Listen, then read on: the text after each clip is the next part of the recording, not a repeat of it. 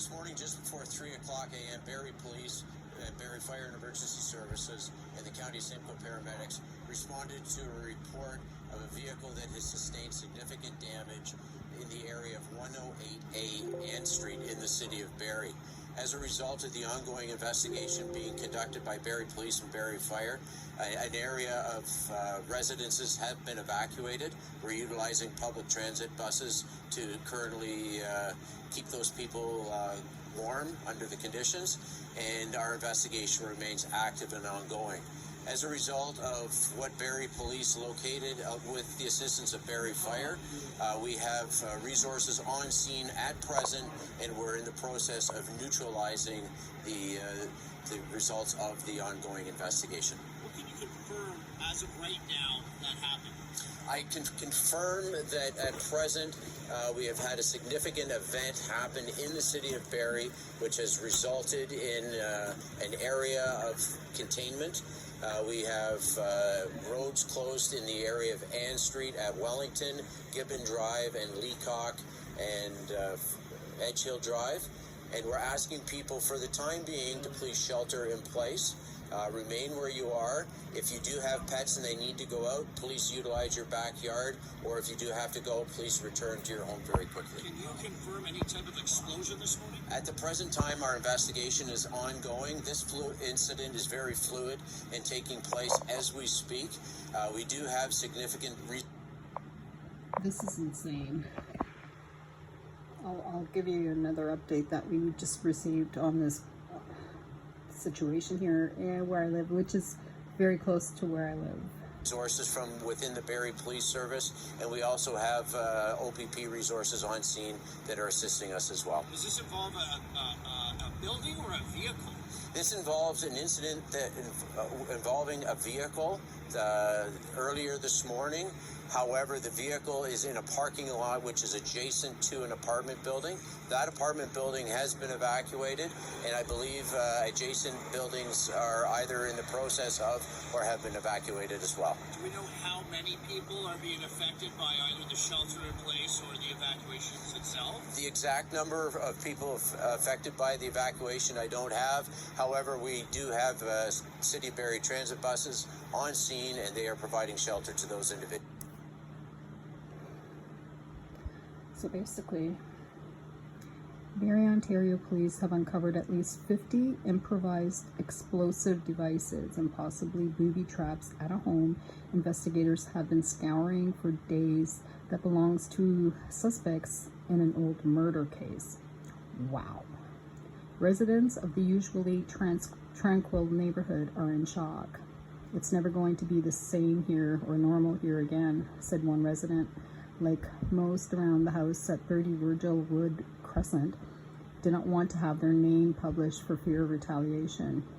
You're not going to want to walk on that side of the road again. It's true. Like where I live, it's very tranquil and peaceful. It's insane. The quiet tree-lined street was ribboned with police tape on Sunday, and police cruisers blocked access to the area around the house, where investigators have uncovered homemade bombs, chemicals, possibly booby traps, and backyard bunkers. It just goes to show you don't know your neighbors, and you really don't know. Last Thursday, about 60 residents from the surrounding homes were evacuated after investigators found the first explosives.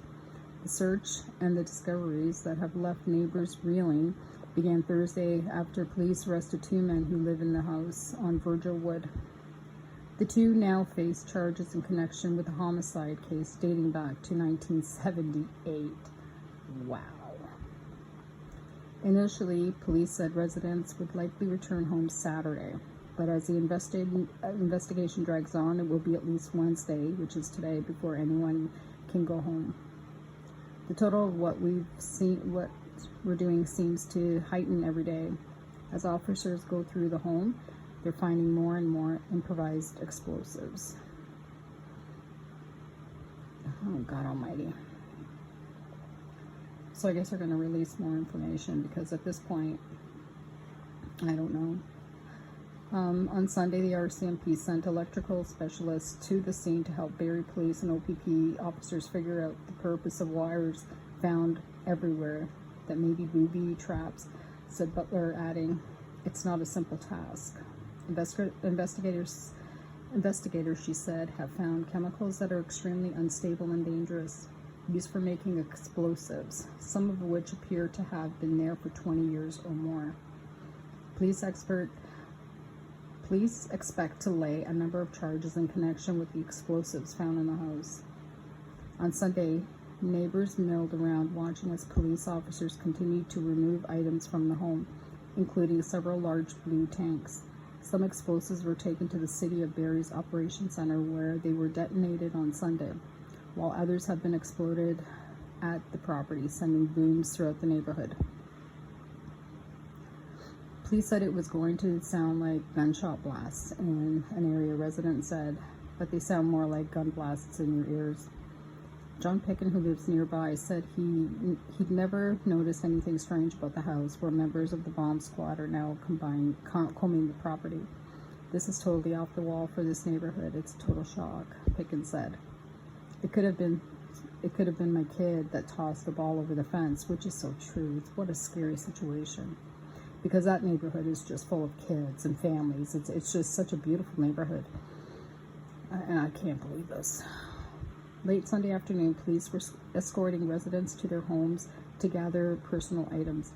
Residents who had been evacuated are staying with friends at hotels and in accommodations arranged by the Red Cross. Barrie Mayor Jeff Lehman said the city is working with the police to assist the investigation and take care of those who have been forced from their homes.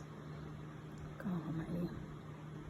"We want to make sure that the evacuated folks get what they need," said Lemon, who visited the scene Sunday afternoon. "We certainly recognize this is very inconvenient for people."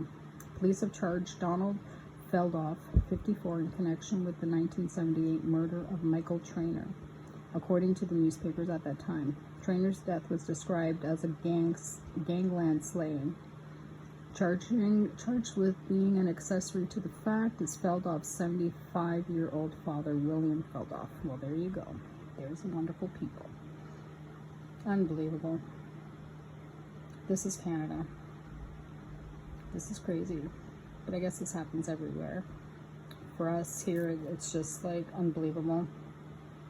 Anyways, I pray everybody has been okay. No one was injured. But that's just a little update from my area. If anything else changes, I'll post it. Thanks for watching.